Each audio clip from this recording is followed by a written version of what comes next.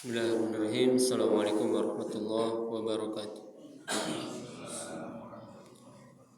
Alhamdulillahi wa kafa. Wassalatu wassalamu ala nabiyina al-mustafa wa ala alihi wa sahbihi ahli sidqi wal wafa. Allahumma alimna ma yanfa'una wanfa'na bima 'allamtana wa zidna ilman. Allahumma rahmataka narjuk wa la takilna ila anfusina tarfata 'ain. Allahumma la sahla illa ma ja'altahu sahla wa anta taj'alul hazna idza syi'ta sahla. Allahumma inna nas'aluka ilman nafi'an wa rizqan thayyiban wa amalan mutaqabbala. Alhamdulillah, kembali Allah Subhanahu wa taala kumpulkan kita di majlis yang mulia, majlis ilmu yang dikatakan oleh Nabi sallallahu alaihi wasallam dalam hadis riwayat At-Tirmizi, "Idza marartum bi riyadil jannati farta'u." Jika kalian melewati salah satu taman di antara taman-taman surga, maka mampirlah. Para sahabat bertanya, "Wa ma riyadul jannati ya Rasulullah?" Apa yang dimaksud dengan taman-taman surga itu ya Rasulullah? Maka Nabi sallallahu alaihi wasallam menjawab, "Hilaquz zikri," yaitu majlis-majlis ilmu.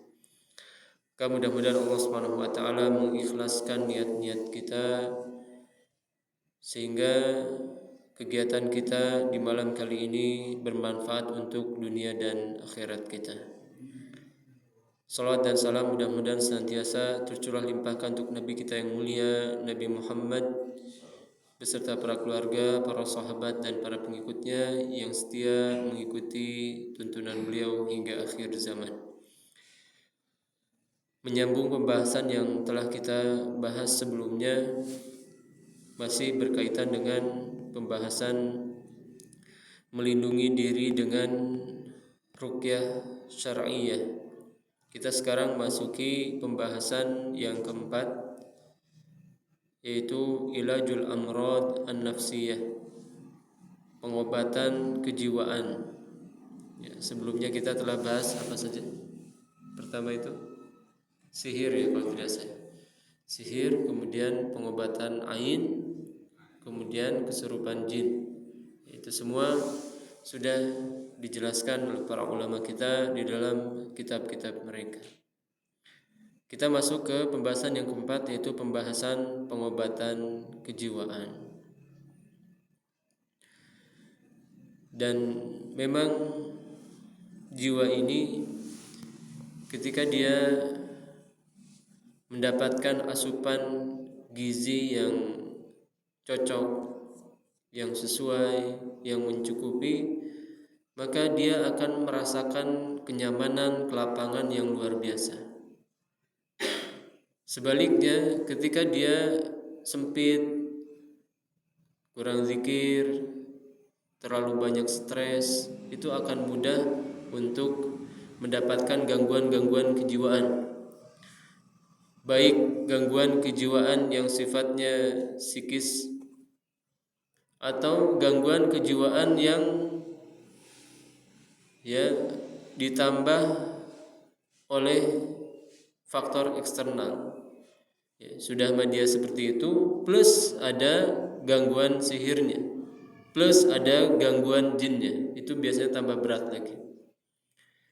Sehingga semua baik sihir, pengobatan jin atau ain, ini satu kesatuan dengan pengobatan kejiwaan ini. Karena bisa jadi tiga-tiganya ada, atau bisa jadi empat-empatnya ada. Subhanallah.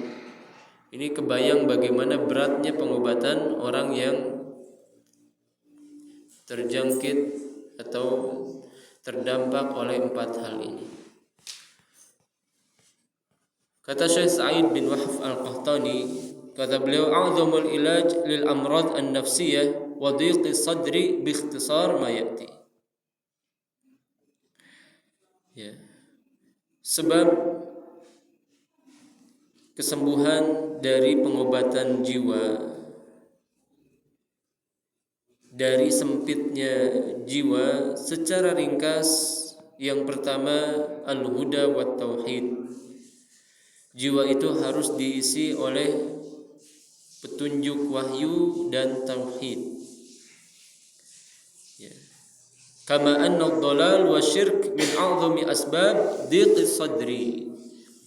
Sebagaimana kesesatan, kemusyrikan ini sebab sempitnya dada. Sebagaimana Allah Subhanahu wa taala firmankan, "Wa may yusyrik billah faka'annama kharra minas sama." Ya. Demikian juga dalam firman Allah yang lain, Allah Subhanahu wa taala berfirman, "Faman yuridillahu ay yahdiyahu yashrah sadrahu lil Islam." Siapa yang Allah kehendaki untuk memberikan kepadanya petunjuk, maka Allah akan lapangkan dadanya untuk Islam. Wa may yurid ay yudillahu yaj'al sadrahu dayyiqan haraja ka'annama yas'adu fis sama. Sebaliknya, siapa yang Allah kehendaki kesesatan bagi dia, maka Allah akan sempitkan hatinya, seolah-olah dia sedang naik ke atas langit.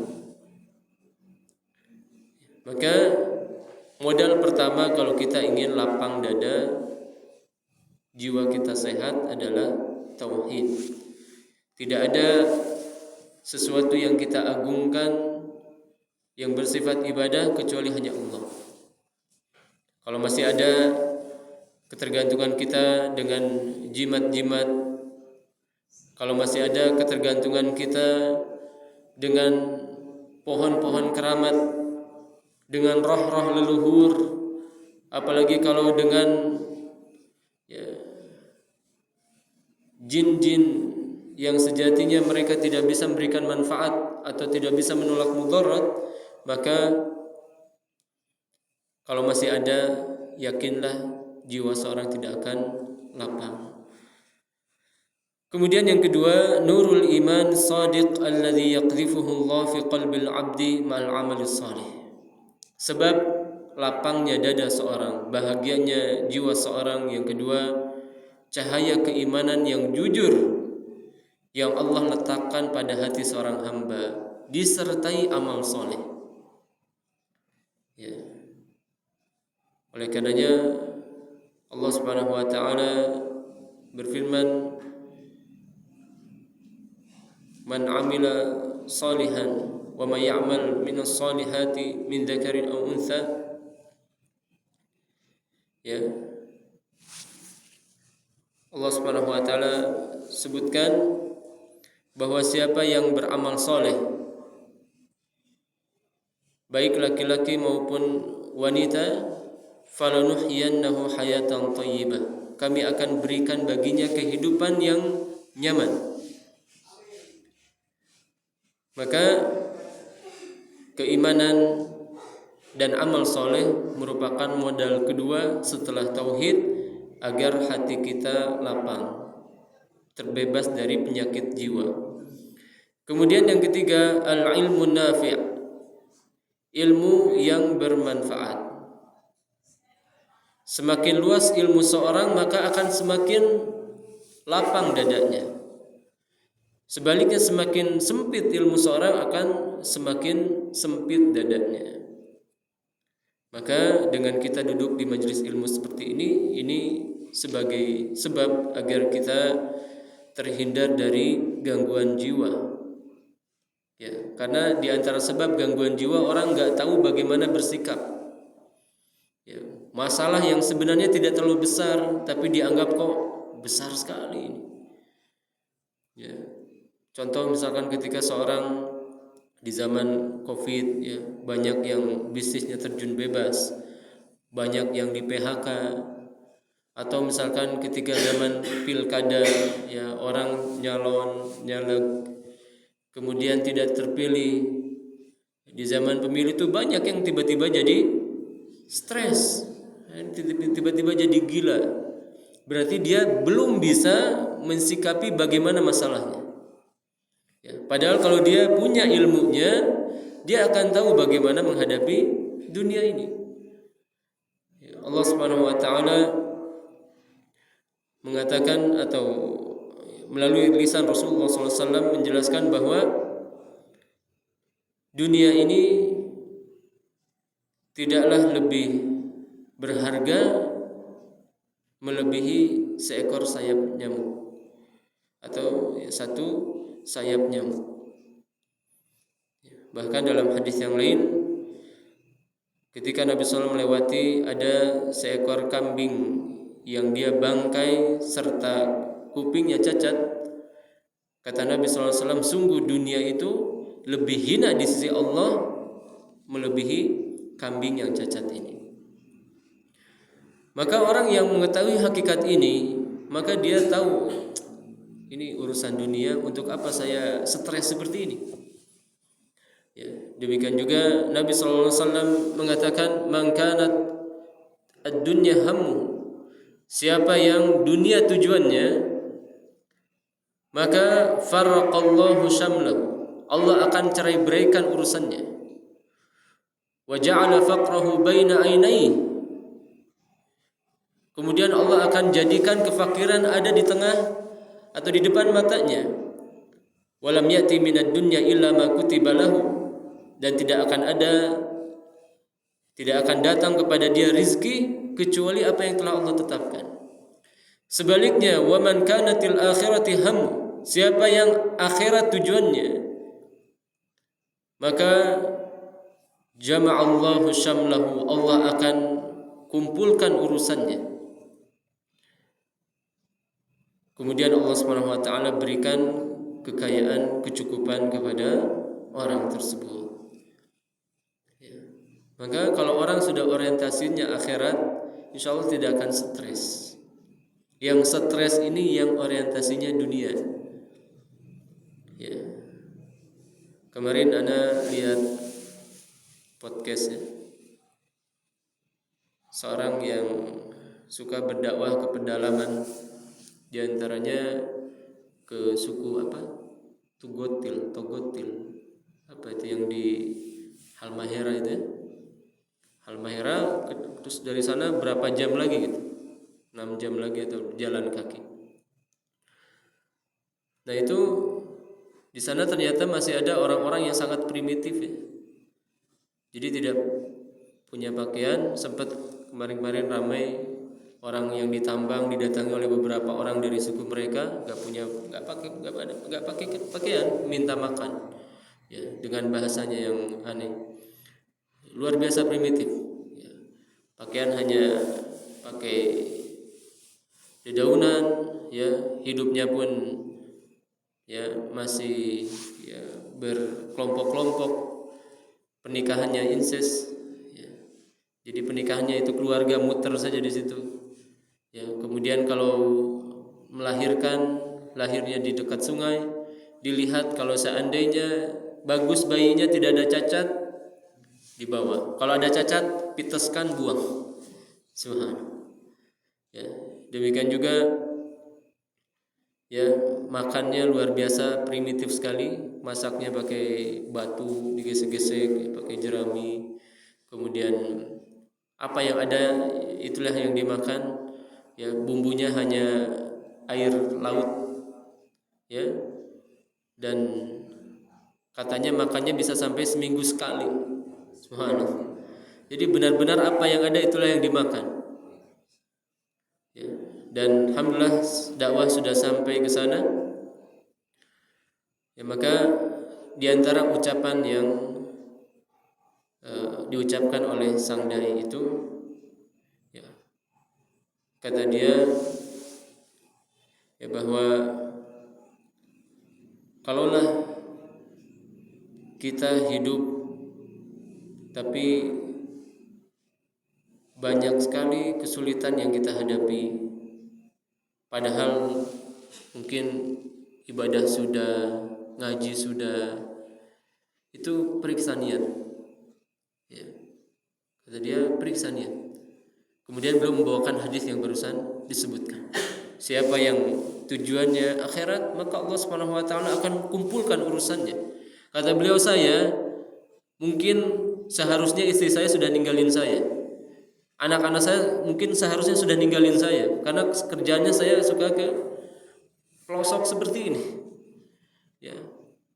Tapi alhamdulillah Allah permudah urusan ya. Saya punya, mungkin dia punya bisnis atau apa, tetap saja jalan, ditinggalkan seperti itu Kemudian beliau berniat untuk menjual rumahnya demi untuk kembali lagi ke sana, karena dakwah di sana itu perlu modal. Jalan kakinya sampai 12 hari, belum lagi membawa hadiah. Ya, karena misionarisnya saja pada bawa hadiah. Masa seorang dai enggak bawa hadiah? Kalah nanti. Ya, dan hal ini pun Anda rasakan sendiri ketika di Mentawai. Luar biasa di sana itu, satu masjid diapit 2 gereja. Satu masjid diapit 2 gereja. Ya, kaum musliminnya hanya 8%, sisanya Nasrani. Listrik hanya 3,5 jam. Ini masih mending. Kalau di sana kan tidak ada listrik sama sekali.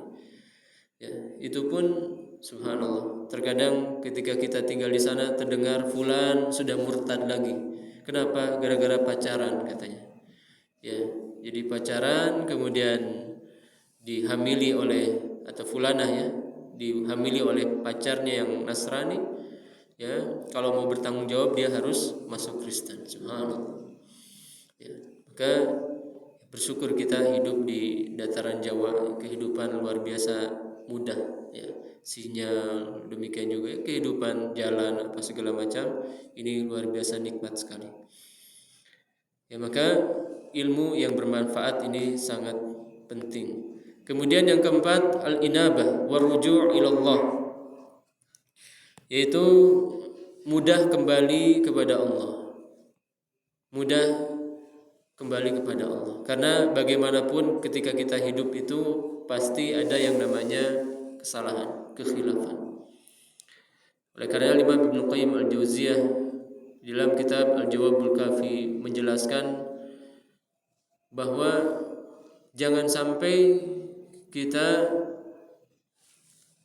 tidak bisa membedakan mana kondisi naiknya iman kita dan mana kondisi turunnya iman kita. Setiap orang beramal soleh itu akan naik ya, tentu ketika dia ikhlas ya. Naik. Ketika dia beramal toleh, beramal keburukan akan turun. Tapi jangan tertipu juga. Oh, berarti kalau saya melakukan satu keburukan tinggal lakukan satu kebaikan. Ternyata bukan seperti itu. Ya, berdasarkan hadis innal 'abda la yatakallam bil kalimah la yulqi laha balan yahwi biha fin nari ala jahannam min 70 kharifan aw qamqa. Sesungguhnya ada orang yang mengucapkan satu ucapan yang dia tidak pedulikan, padahal itu ucapan yang sangat mungkar, menyebabkan dia tersungkur ke dalam neraka 70 tahun. Ya.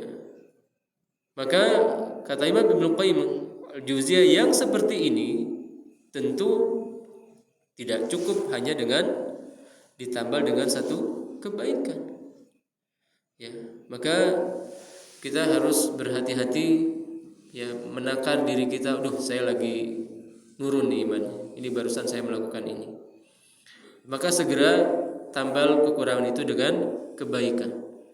Ya, kalaulah kita melakukan keburukan dengan lisan kita, kembalikan lisan ini untuk melakukan kebaikan. Ya. Dan yang paling besar naik turunnya adalah hal-hal yang wajib.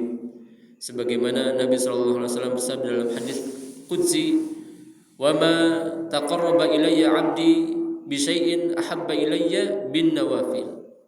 Tidak ada sesuatu yang lebih kucintai melebihi apa yang telah kuwajibkan kepada hambaku. Ini kata Allah SWT dalam hadis qudsi. Jadi hal yang paling bisa mengangkat derajat iman kita adalah hal-hal yang wajib. Sebaliknya hal yang paling bisa merosotkan keimanan kita adalah meninggalkan hal-hal yang wajib. Ya. Maka ini ya hendaknya kita terus ya periksa, cek bagaimana keimanan kita, apakah sedang menurun atau sedang naik. Kemudian yang kelima yaitu ya dawamu dzikrillahi ala kulli hal. Usahakan senantiasa berzikir kepada Allah di setiap kondisi. Wa fi kulli mautin, dan di setiap tempat. Falidzikri ta'thirun ajib fi insyirahi sadri wa na'imil qalbi wa zawalil hammi wal gham.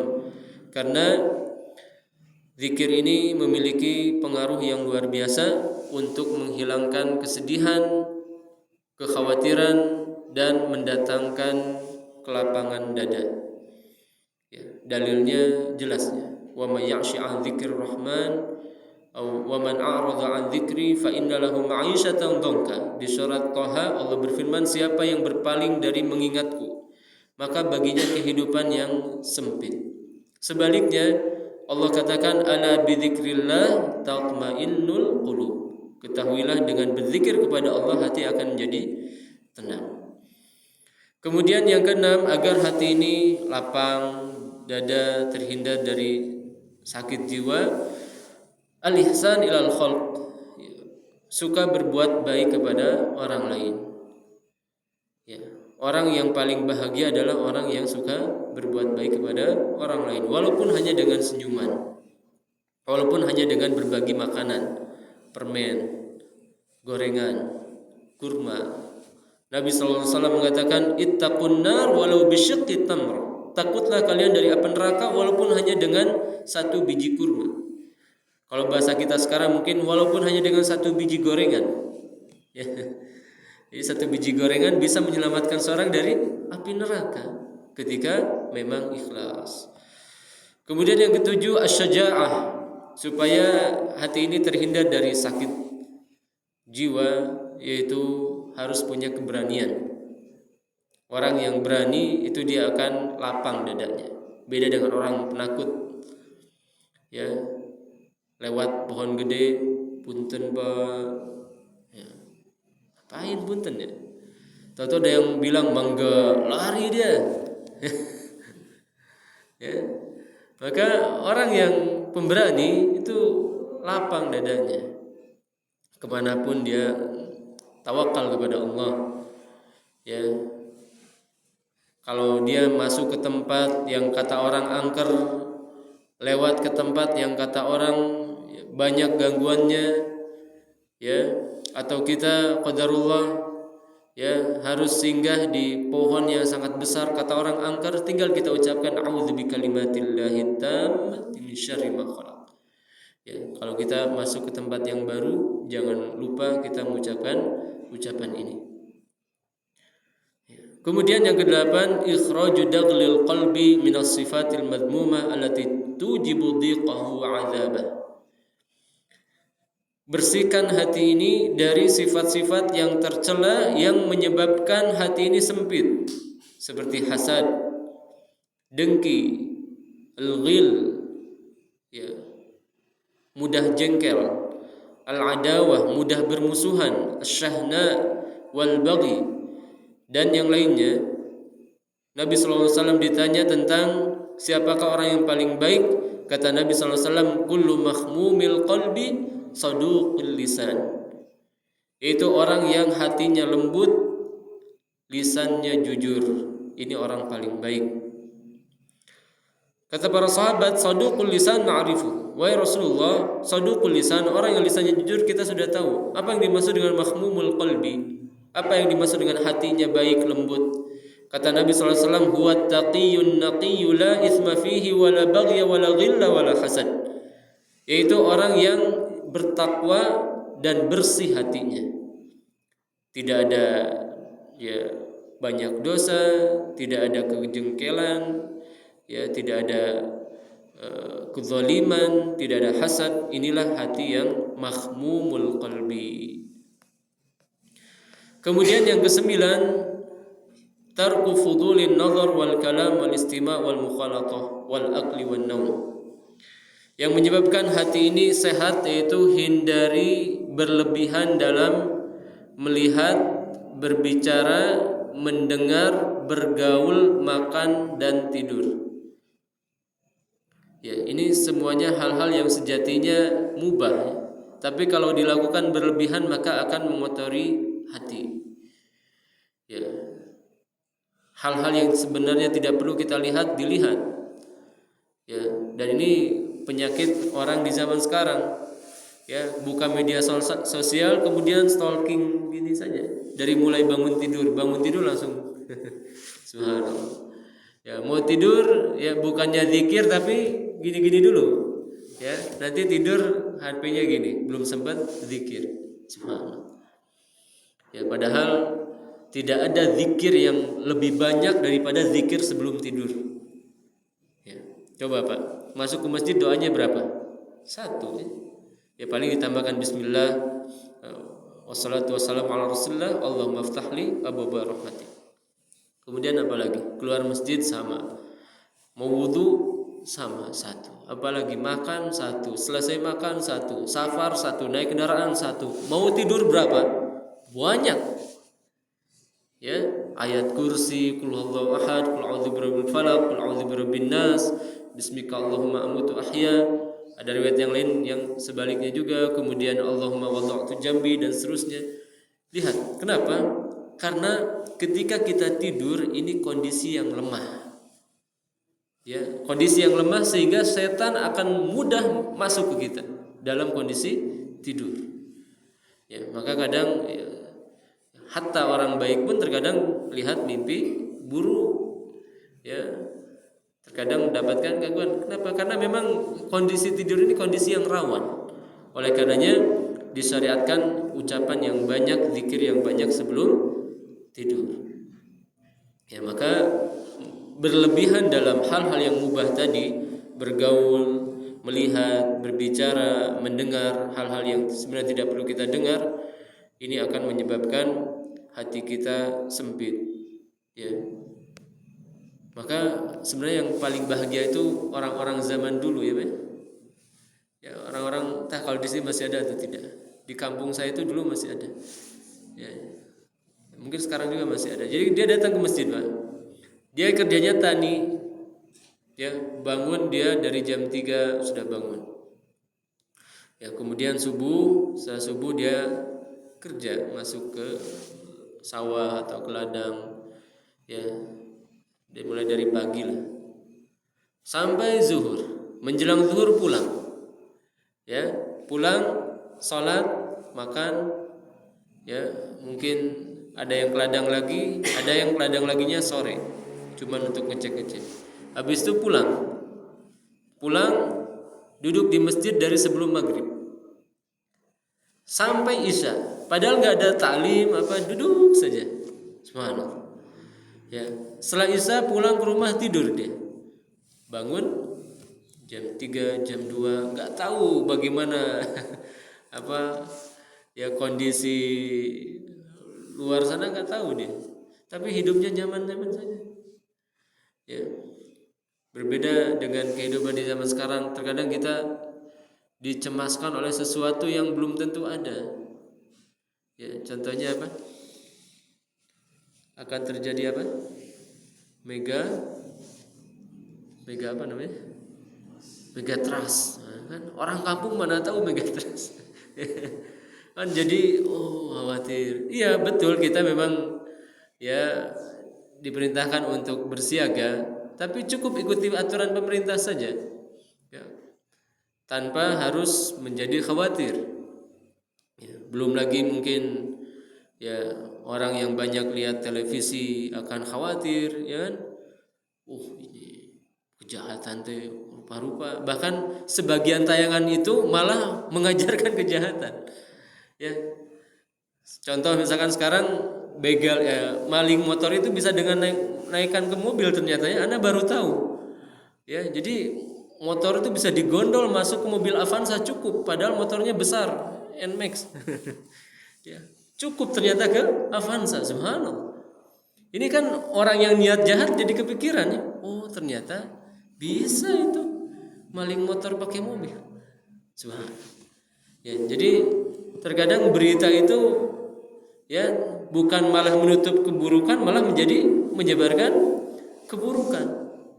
Ya, terkadang diajarkan bagaimana caranya, ya gimana coba dijelaskan detail subhanallah. Ya, maka ya terkadang berita-berita seperti itu ya malah menambah terjadinya keburukan. Kemudian yang ke-10 al-istighal bil amalin min al-amal aw ilmin min al-ulum nafi'ah fa innaha tulhil qalb amma aqlaqah.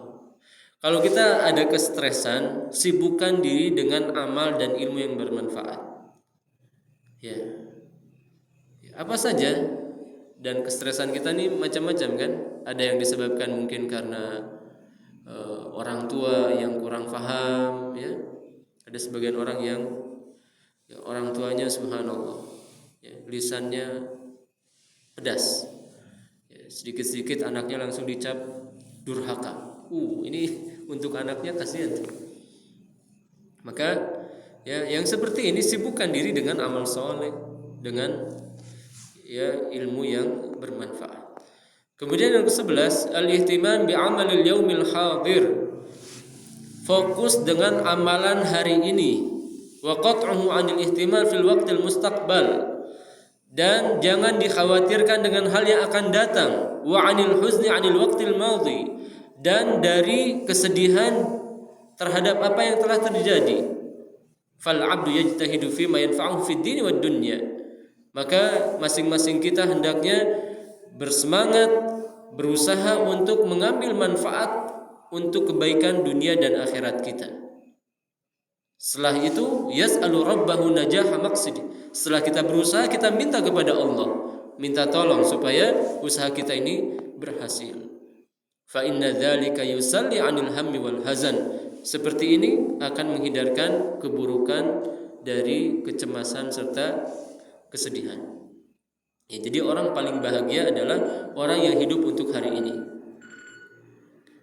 Orang paling bahagia orang yang hidup untuk hari ini. Dia tidak dicemaskan akan masa yang akan datang, tidak disedihkan dengan masa yang telah lalu. Kemudian yang ke-12, an-nazar ila man huwa dunak wa la tanzur ila man huwa fawqak.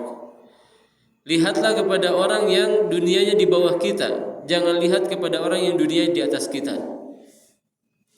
Baik dalam kesehatan, rizki, kendaraan, rumah dan seterusnya. Ini tips agar kita lapang dada. Sebaliknya kalau kita lihatnya ke atas terus sakit. Lihat tetangga beli sepeda baru, mulai stres. Minggu depannya beli motor baru, mulai meriang. Minggu depannya lagi atau bulan depannya beli rumah baru, tambah pusing dia. Maka yang seperti ini tidak akan bahagia. Yang bahagia adalah Nabi SAW mengatakan, la yu'minu ahadukum hatta yuhibba li akhihi ma yuhibbu li nafsi. Tidak beriman dengan keimanan sempurna seorang di antara kalian sampai menyenangi untuk orang lain seperti kesenangannya untuk diri sendiri. Maka orang yang paling bahagia adalah senang melihat orang lain senang. Jadi orang lain ikut senang. Ini orang paling bahagia. Sebaliknya orang paling sengsara adalah orang yang sengsara ketika melihat orang lain senang. Kemudian yang ke-13, nisyanu ma madha alaihi minal makarih allati la yumkinuhu radduha. Lupakan apa yang terjadi dari hal-hal yang kita benci. Dan tentu itu tidak akan bisa diulangi lagi. Fala yufakkir fiha mutlaqan, maka tidak usah dipikirkan sama sekali. Dan ini banyak. Terkadang Anda pun bertemu dengan orang-orang yang seperti itu. Dia ternyata bukan hanya dari sekedar gangguan. Gangguannya ini disebabkan oleh hal-hal seperti ini. Dia itu punya masa lalu yang terus diingat-ingat. Maka ketika dia ingat hal itu, jinnya masuk. Subhanallah. Maka yang seperti ini hendaknya melupakan. Jangan sampai diingat-ingat. Kemudian yang ke-14, idza hasala 'al 'abdi nakbatun minan nakabat fa 'alaihi sa'yu fi takhfifiha bi an yuqaddir aswal ihtimalat allati yantahi ilaihi al-amr wa yudafi'uha bihasabi maqduri. Kalau seandainya seorang melihat sesuatu yang menjadi penyebab kesedihannya, dia mendengar ucapan yang pedas dari orang lain, maka carilah uzur sebesar-besarnya sehingga dia bisa hidup dengan nyaman. Jadi orang yang paling bahagia adalah dia bisa mengambil sikap positif terhadap kondisi-kondisi yang menurutnya buruk. Kemudian yang ke-15, quwwatul qalbi wa adamu inzi'ajihi wa infi'alihi lil awham wal khayalat allati tajlibuha al afkar as-sayyi'ah. Kuatkan hati dan jangan biarkan dia berkhayal terhadap hal-hal yang menimbulkan keburukan. Wa adamul ghadab, dan jangan mudah marah. Wala yatawaqqa'u zawalal mahabi wa huduthil makarih bal yakilul amru ila Allah. Jangan dia berangan-angan untuk segala sesuatu itu harus mulus. Akan tapi kalau terjadi sesuatu yang tidak sesuai dengan keinginannya, cukup bertawakal kepada Allah dan lakukan sebab-sebab yang bermanfaat. Ya, ini juga penting ya. Tadi ya, pikiran-pikiran yang buruk, demikian juga marah itu sangat berpengaruh dengan kesehatan jiwa. Ya, rata-rata orang yang dirinya masih dikuasai oleh jin, terutama oleh sihir, biasanya mudah jadi kalau dia lagi marah. Jadi jin itu, terutama sihir ya, sihir itu kan bisa sampai belasan tahun di situ saja, dia nggak keluar-keluar, tapi hanya bisa diringankan saja dengan zikir, dengan apa segala macam. Ya, maka di antara cara agar seorang tidak jadi sihirnya itu tertahan, ya, kalau memang belum bisa hilang ya, itu hindari sifat marah. Ya, demikian juga orang yang dikuasai oleh kesurupan jin yang lama ya. Tapi biasanya kalau hanya kesurupan jin biasanya tidak lama, setengah jam, 1 jam selesai. Yang lama itu biasanya sihir. Ya, balik lagi itu sihir biasanya. Ya. Maka orang yang seperti ini harus menghindari sifat marah. Karena yang mudah dirasuki oleh jin adalah pemarah. Ya, yang mudah dirasuki oleh jin pemarah. Ya, maka jangan suka marah-marah. Ya, bukan berarti tidak boleh marah, tapi bagaimana kita menyikapi marah itu supaya reda. Kemudian yang ke-16, i'timadul qalbi 'ala Allah wa tawakkul 'alaihi wa husnudzan bihi. Bertawakal kepada Allah dan husnudzan kepadanya. Orang kalau sudah bertawakal kepada Allah, wa may yatawakkal 'ala Allah fa huwa hasbuh. Ya, siapa yang bertawakal kepada Allah, Allah akan memberikan kecukupan kepadanya. Kemudian yang ke-17, al-aqil ya'lam anna hayatahu sahihah hayatus sa'adat wa tuma'ninah wa annaha qasirah jiddan fala yuqassiruha bil hammi wal istirsal mal aqdar. Orang yang berakal dia tahu hidup ini sangat sempit. Maka jangan sampai hidup yang sempit ini diisi dengan kesedihan. Hidup kita ini berapa tahun? Taruhlah 60 tahun ya. Taruh ini. Kalau memang panjang, 60 sampai 70 tahun. Waktu tidurnya kita berapa jam, Pak? Ya? 8. Berarti 8 berapa persen kehidupan kita ini? 24, 8. Sepertiga ya. Sepertiga, subhanallah. Berarti 20 tahun kita tidur. Ya, jatah tidur kita ternyata berapa? 20 tahun. Ya, belum lagi kerjanya. Kira-kira berapa jam kerjanya? 7 ya, 7 sampai 8. Ya, kerja. Berarti terpotong lagi berapa? Sepertiga, sisa 8 jam ini. 8 jam untuk apa? Makan, ya kan, di jalan, belum lagi ke toilet. Sempit sekali hidup kita ini. Maka rugi sekali hidup yang sempit diisi dengan kesedihan. Ya. Maka kalau ada sesuatu yang membuat sedih, cari sebab-sebab kita bisa bahagia lagi. Ya. Kemudian yang ke-18, idza asabahu makruh qarana baina baqiyatin ni'amil hasila lahu diniyah au dunyawiyah. Kalau kita mendapatkan musibah, bandingkan dengan musibah orang lain yang lebih berat. Ya, ini diantara cara agar kita mudah. Ya, ya misalkan yang dagang misalkan ya, aduh jualan teh sepi, enak mah hujan teh. Ya, lihat kepada orang yang lebih susah kita. Nih orang-orang mana tuh? Sagaranten itu kan subhanallah kehilangan tempat tinggal. Ya. Maka dengan seperti itu kita akan lebih mudah menghadapi musibah. Ya, dan kisahnya dulu Anda pernah sampaikan ya, bagaimana seorang yang dia punya harta yang luar biasa banyak, kemudian di suatu malam dia merasa bising dengan kambing dan unta serta tumpukan hartanya. Akhirnya dia bawa kemana? Belum pernah di sini? Ke atas gunung ya? Ke atas gunung. Ya, jadi orang ini punya harta banyak. Sebelumnya itu dia punya partner usaha sama sepupunya atau saudaranya. Namun ketika usahanya besar, banyak clash dia dengan saudaranya. Ini kisah ini disebutkan oleh ya ulama kita dalam kitab Al-I'tibar was Surur oleh Ibnu Abidun ya kalau tidak salah ya. Di dalam kitab Al-I'tibar wa Aqabis Surur wal Hazan. Jadi ada dua orang yang dia itu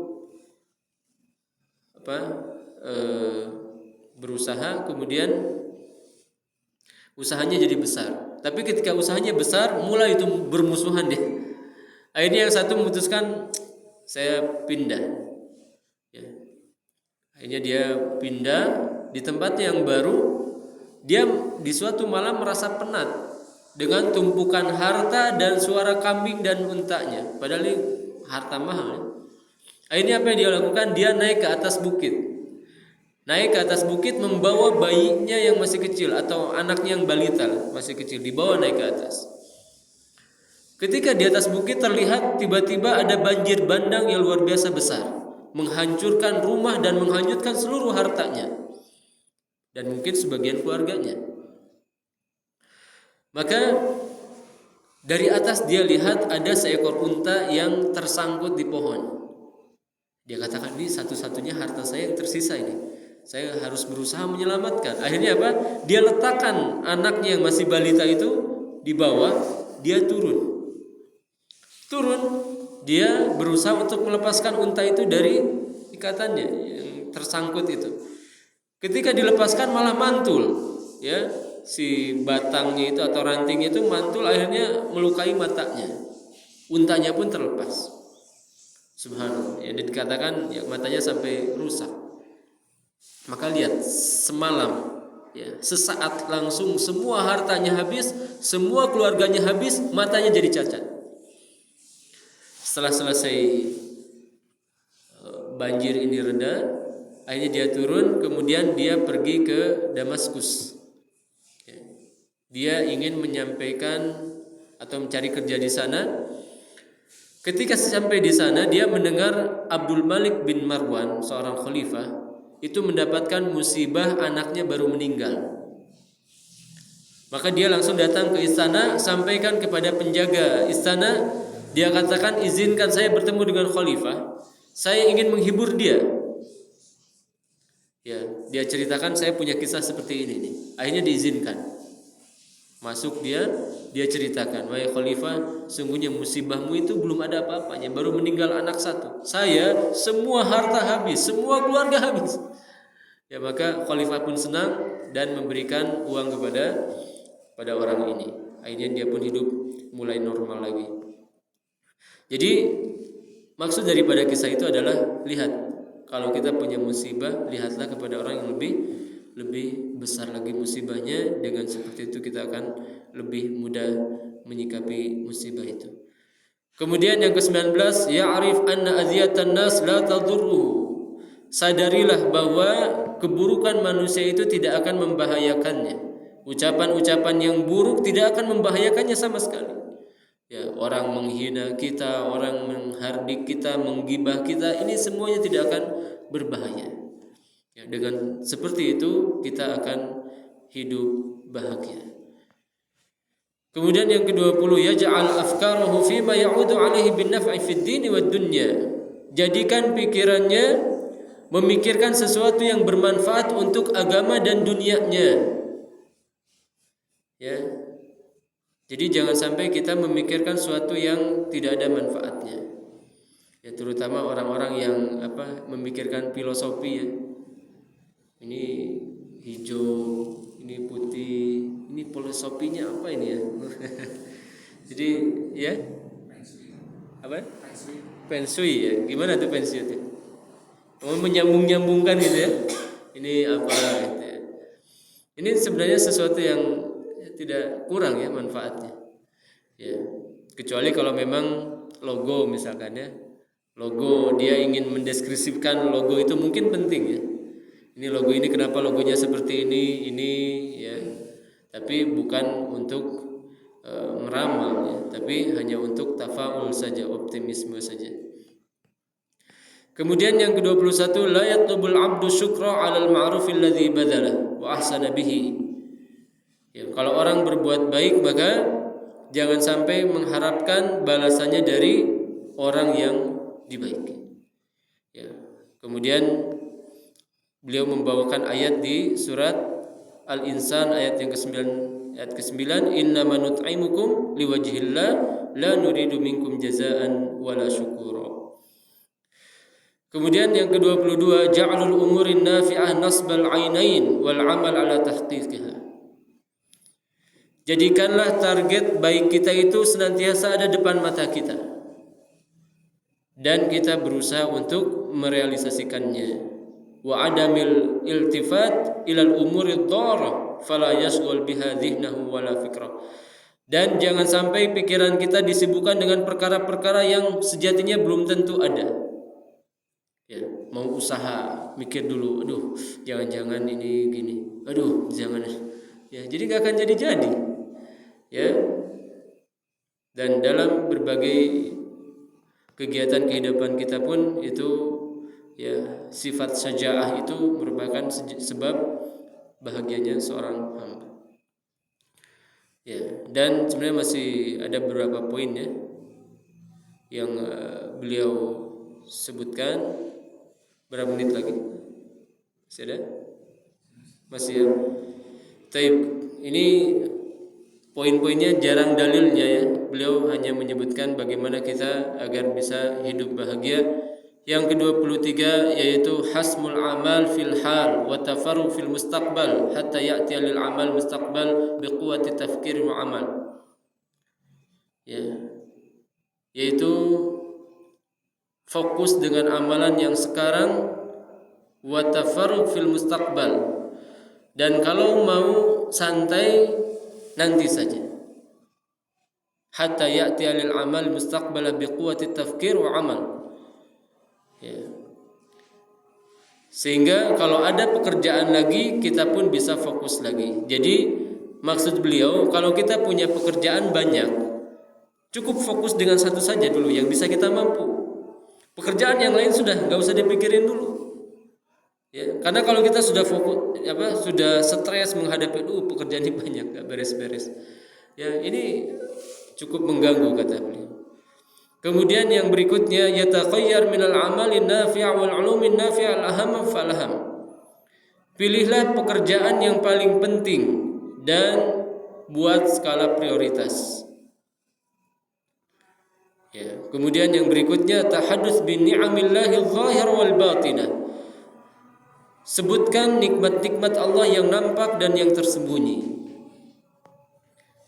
Kemudian yang ke-26 muamalatuz zaujah wal qarib wal ma'amil wa kulli man bainaka wa bainahu 'alaqah. Perbaiki hubungan kita dengan istri, dengan keluarga dan dengan orang-orang yang suka berinteraksi dengan kita. Idza wajadta bihi 'aiban bi ma'rifati ma lahu minal mahasin wa muqamarati dzalika fa bi mulahadati dzalika tadumu suhbah. Kalau kita mendapatkan ada hal yang buruk, maka cari uzur. Ya. Nabi SAW mengatakan la yafraq mu'minun mu'minah in kariha minha khuluqan radhiya minha akhar. Jangan kita dengan sebab satu perangai kemudian kita benci seorang. Kalau kita benci satu perangai, maka hendaknya ridho terhadap perangai yang lain, terutama kepada istri. Ya, misalkan istrinya cerewet, ya, misalnya. Tapi insya Allah nggak ada yang punya istri cerewet kan? Jadi cerewet gitu ya. Maka jangan lihat sisi cerewetnya saja, tapi lihat sisi yang lain. Istri saya ini, iya dia cerewet tapi masakannya enak. Ya, jadi lihat tuh sisi masakan enaknya. Ya, sehingga dia bisa hidup bahagia. Dan tentu cerewet ini sifat yang buruk. Di antara orang yang akan jauh kedudukannya dari Rasulullah SAW nanti di hari kiamat, ats-tsarsarun, orang yang cerewet.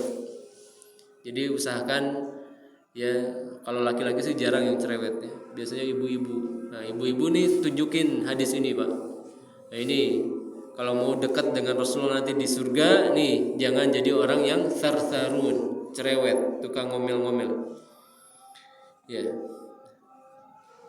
Kemudian yang ke-27, ad-du'a bi salahil umur kulliha. Mintalah kebaikan terhadap semua perkara. Ya, ini diantara doa yang hendaknya kita hafalkan ya. Dalam hadis riwayat Imam Muslim nomor 2720. Nabi mengajarkan kita doa, Allahumma aslih li dini alladhi huwa ismatu amri. Ya Allah, perbaikilah agamaku yang ia merupakan pokok dari urusanku. Wa aslih li dunyaya allati fiha ma'ashi. Perbaikilah duniaku yang mana dunia ini tempatku mencari penghidupan. Wa aslih li akhirati allati ilaiha ma'adi. Ya Allah, perbaikilah akhiratku yang merupakan tempat kembalinya diriku. Waj'alil hayata ziyadatan li fi kulli khair.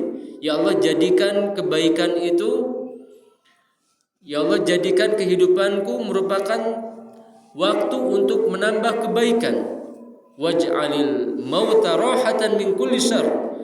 Dan jadikanlah kematian merupakan tempat istirahatku dari keburukan. Ya, ini kalau bisa kita hafalkan. Demikian juga doa yang tadi ya kita sebutkan juga, Allahumma rahmataka arju fala takilni ila nafsi tarfata ain wa aslih li sya'ni kullah la ilaha illa an. Kemudian yang berikutnya, berjihad di jalan Allah, berjuang di jalan Allah. Nabi SAW bersabda, jahidu fi sabilillah fa innal jihada fi sabilillah babun min abwabil jannah yunajjillahu bihi minal hammi wal ghammi. Nabi SAW bersabda, berjuanglah di jalan Allah, berjihadlah di jalan Allah. Sesungguhnya jihad di jalan Allah salah satu pintu di antara pintu-pintu surga. Allah akan menyelamatkan seorang hamba dari kesedihan dan kekhawatiran. Ya, dengan kita bersungguh-sungguh, ya, capekkan diri kita untuk membaca Al-Quran, capekkan diri kita untuk ya menuntut ilmu, membaca kitab, berzikir kepada Allah dan ibadah-ibadah yang lain, maka niscaya kita akan terhindar dari kesedihan dan kekhawatiran. Orang yang paling bahagia hidupnya adalah orang yang ketika tidur dia capek karena sudah beramal soleh. Ya, dan kita lihat bagaimana santri-santri itu ya, ketiduran pas lagi murojaah gitu ya, mushafnya di sini, itu kita luar biasa, nikmat sekali hidup seperti ini. Ya. Dan tentu ya, jihad yang syar'i adalah jihad yang berada di bawah bendera yang sah. Wa hadhil asbab wal wasail ilajun mufidun lil amradin nafsiyah. Sebab-sebab ini yang 28 poin ini merupakan sebab yang sangat manjur untuk mengobati jiwa. Ya. Jadi kalau kita punya saudara yang punya gangguan jiwa, ini sibukkan dengan 28 poin ini, insyaallah sembuh. Ya.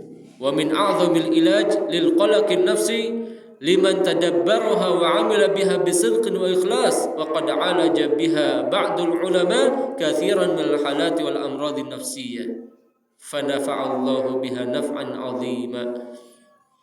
Ya, kata beliau, hal-hal ini yang disebutkan tadi ini diantara hal yang sangat berpengaruh terhadap kebaikan jiwa, terutama zikir. Ya, zikir ini hal yang paling manjur untuk mengobati jiwa, terutama kalau dilakukan dengan jujur dan ikhlas. Kemudian kata beliau, banyak diantara ulama yang dengan izin Allah berhasil menjadi penyebab kesembuhan orang yang mendapatkan gangguan-gangguan jiwa, sehingga banyak orang yang mendapatkan kebaikan ini. Ini sejatinya ucapan ini beliau ringkaskan dari kitab Zadul Ma'ad, karangan Imam Ibnu Qayyim Al-Jauziyah. Jadi itu pengobatan jiwa, banyak kalau pengobatan jiwa. Berikutnya yaitu ilajul qarhah wal jurh, pengobatan pengobatan luka. Ini mungkin karena sedikit Anda akan tambahkan. Kana Rasulullah SAW idza ishtaka al-insan aw kanat bihi qarhah aw jurh qala bi isba'ihi hakadha wa wada'a Sufyan sabbabatahu bil ardi thumma rafa'aha. Kalau kita luka atau sampai mengeluarkan nanah, lakukan ini. Masukkan jari telunjuk kita ke dalam mulut, kemudian tempelkan ke tanah. Angkat,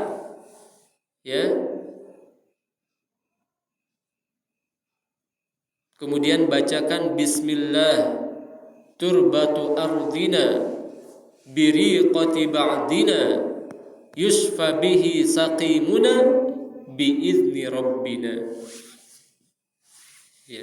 Apa doanya?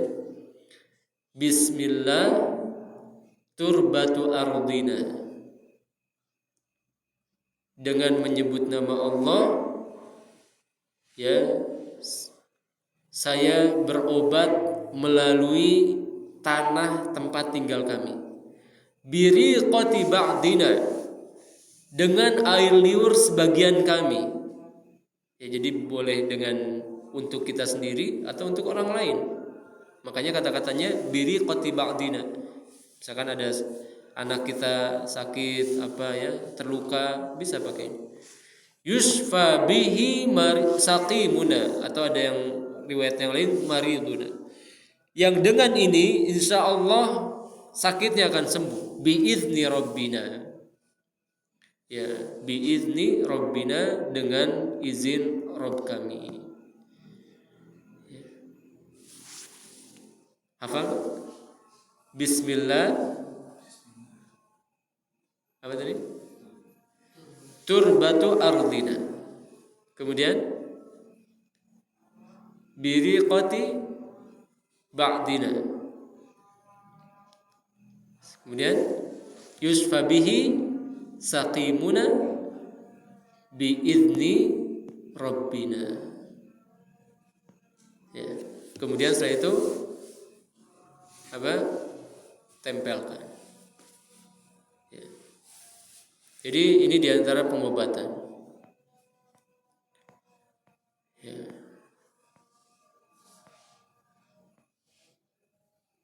Jadi mana yang luka diusap. Tidak mesti masuk ke bagian luka cukup diusap. Apalagi kalau terbuka menganga gitu, nggak usah. Cukup diusap di sekitarnya saja. Insya Allah dengan izin Allah akan sembuh. Terutama sambil kita nunggu dibawa ke rumah sakit, misalkan sambil kita nunggu dibawa ke dokter, bagusnya ini. Jadi jangan sampai kita ini termasuk kepada orang yang meninggalkan Al-Quran, terutama dalam hal ruqyah. Imam Ibnu Qayyim menjelaskan ada 5 atau 6 hal yang menjadikan orang itu dikatakan meninggalkan Al-Quran. Dia tidak mau membacanya, tidak mau memahaminya, tidak mau mentadaburinya, tidak mau mengamalkannya. tidak mau berobat dengannya, ini diantara orang dikatakan meninggalkan Al-Quran.